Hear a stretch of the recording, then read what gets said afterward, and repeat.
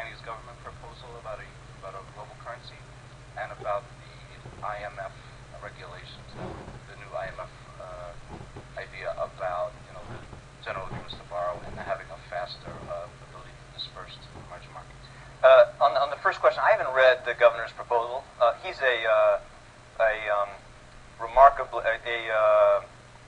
very thoughtful, very careful, distinguished central banker. Generally find him sensible on every issue. But as I understand his proposal, it's a proposal designed to increase the use of the IMF's special drawing rights. And we're actually quite open to that suggestion. But you should think of it as rather evolutionary, building on the current architecture, rather than moving us to global monetary union. On the IMF piece, emerging markets are facing a very sharp pullback in capital flows, which, like we're seeing here in the United States, creates greater risk. You're going to have a deeper contraction in activity than would otherwise be necessary, just adjusting to the end of the boom. And the IMF and the World Bank exist to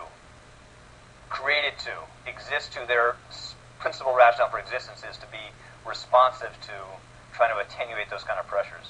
But to do that, they need a much more substantial contingent capacity to lend in this context, lend with conditions targeted to where the world needs it.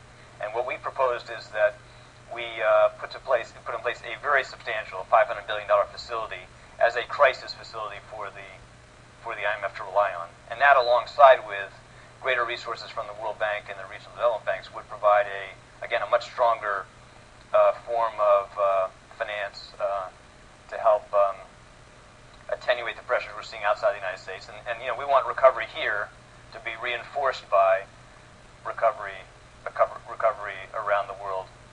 And I think there's going to be broad-based support for substantial progress in this dimension.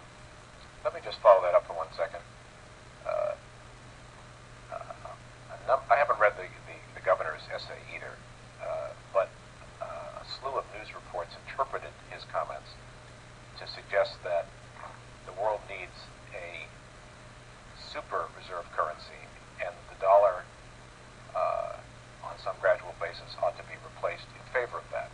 And I wasn't entirely clear what your response was. Well, as I said, I haven't read his proposal, but I thought the initial reaction was sort of ahead of the details of the proposal I saw. The only thing concrete I saw was a reference to expanding the use of the SDR.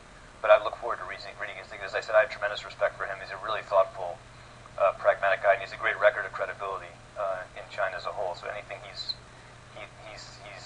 thinking about deserves some consideration. It is very important, just to underscore, that